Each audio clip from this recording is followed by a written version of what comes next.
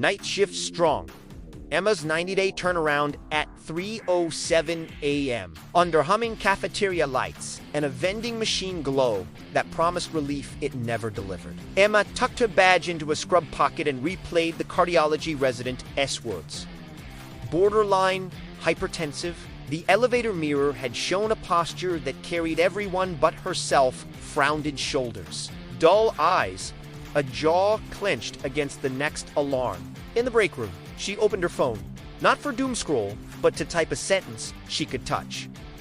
I am training to be strong and calm so I can lift my life, not just my patients. She wrote it again on a sticky note and stuck it on her bathroom mirror at home, then circled 3 training windows in her calendar, the way she would block an operating room.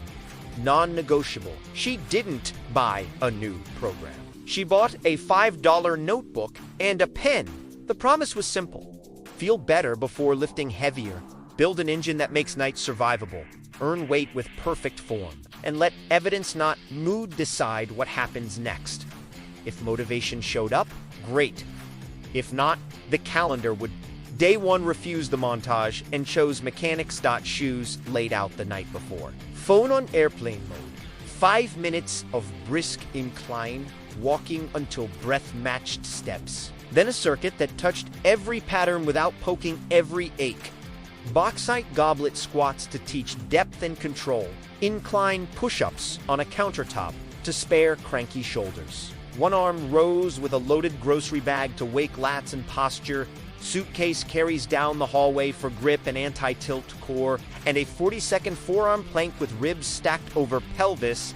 She filmed a set, winced at a swaying low back, and fixed it with 2 cues written across a post-it.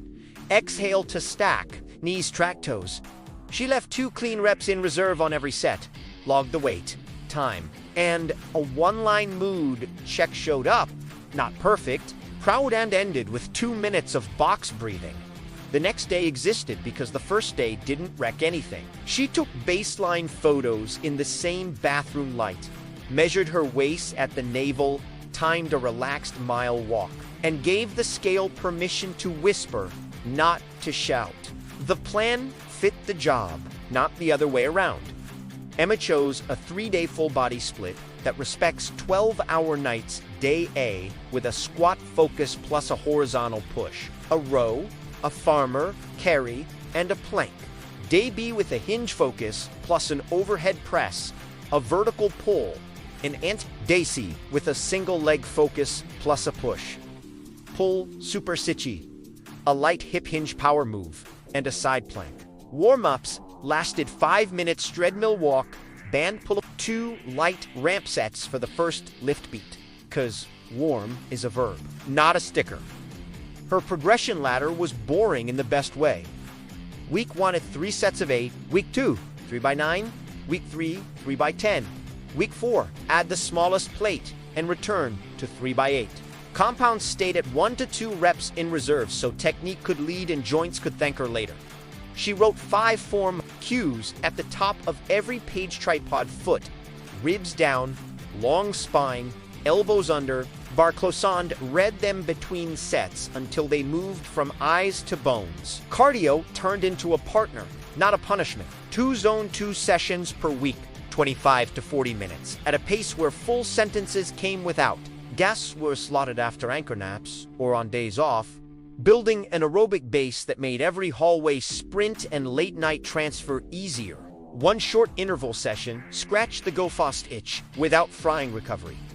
8 rounds on a bike, 20 seconds smooth hard with 100 seconds easy, fenced by a gentle warm-up and cool. Neat, the invisible activity that sneaks into life became policy.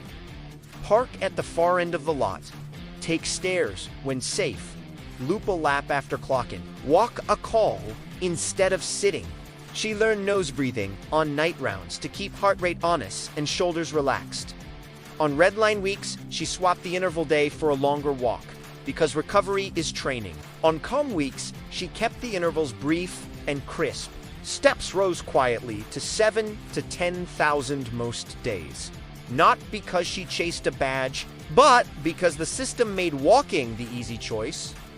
nutrition had to respect alarms, not Instagram. Calories were set by goal body weight in pounds times 12 for fat loss, 14 to hold steady while trading fat for strength, and adjusted only every 14 days by trend, not by shift emotion.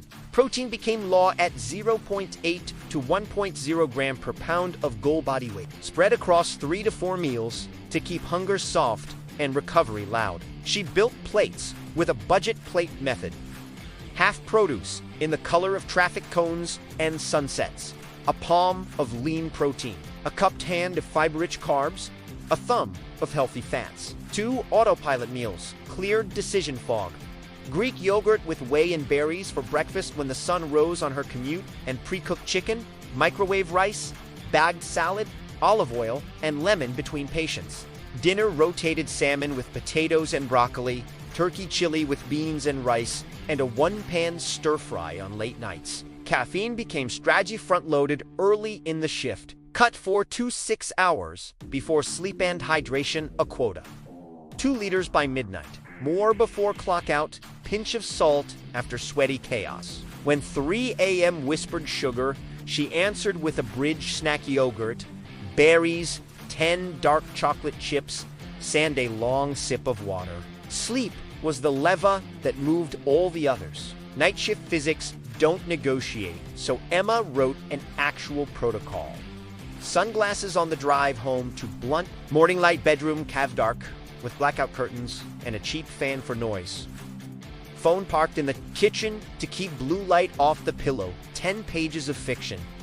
Before lights out to quiet looping alarms. On work days, she anchored a 90-minute nap before each shift when possible. On off days, she protected 90 minutes of morning light to keep rhythms from drifting into fog. A 5-minute mobility loop, unglued desk hips and cramped erectors couch stretch. Thoracic opener over a rolled towel, ankle rocks, and 3 slow whirls. Greatest reps. Between patients, she practiced 2 minutes of box breathing, turning down background static so the bar would feel lighter later. Every 6th week, she penciled a deload before pain penciled itself.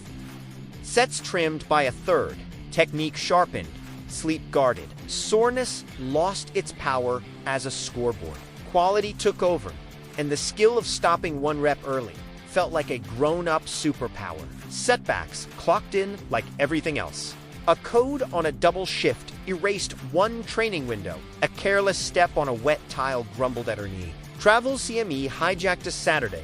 A run of hard cases stole appetite. Old Emma would have called it proof she wasn't a gym person. New Emma shrank the plan. 10 focused minute-stand goblet squats, 10 incline push-ups, 10 rows, a 30-second plank cycle gently until the timer sang. She swapped back squats for goblets and front squats with pauses when the knee complained. Used a safety bar when one was free. Pressed dumbbells with a neutral grip when shoulders muttered. Owned the eccentric on everything. She taped 3 identity lines on the mirror where the sticky note lived.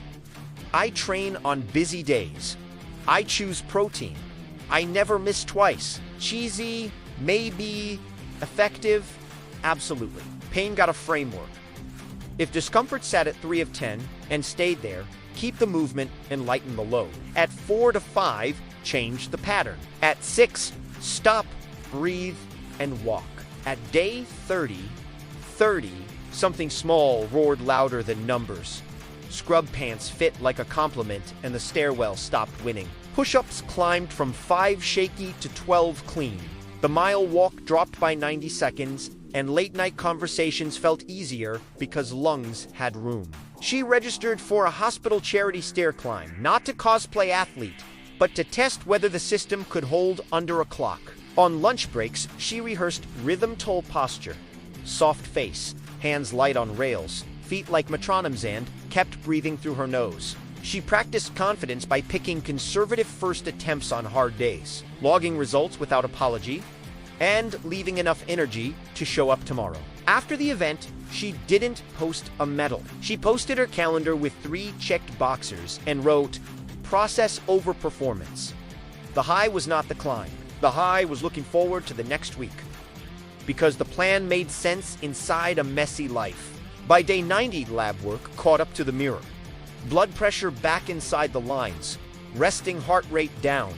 Waist -3 inches. Squat and deadlift both climbed 20 honest pounds at 2 reps in reserve with cleaner form than week 1. Carries glued posture into grocery trips and patient turns. She tied her shoes without holding her breath and laughed at how loud, quiet progress can be. The resident hoodie said borderline hypertensive nodded at her chart and asked what she'd changed. She answered, less drama, more evidence, and meant it. She wrote a debrief before setting new targets. What worked protected windows, protein, anchor, sleep routine, progression ladder, honest videos, what to improve a taper on bench, more upper back volume, steadier hydration on back-to-back nights. She circled the next 3 training blocks and set beans to soak, because planning is love letters to future you. Strong, it turned out, was a system, not a mood. Here is your handoff, because you don't need Emma's badge to steal her blueprint. Right away, you can touch it on paper, not just in your head, and put it where you brush your teeth. Circle 3 training windows this week and defend them like rent. Choose a simple plan that hits squat, hinge, push, pull, carry, and core. Keep 1 to 2 clean reps in reserve, and progress 1 small variable weekly at a rep. Add the smallest plate, slow the eccentric, shorten rests, or add a set. Layer in 2 zone 2 sessions and 1 brief interval day your joints agree with. Build boring, beautiful plates that deliver protein without drama. Drink water like it pays the bills. Put caffeine early where it helps and late where it harms. Track every 14 days, not every 14 minutes. Adjust 1 lever at a time.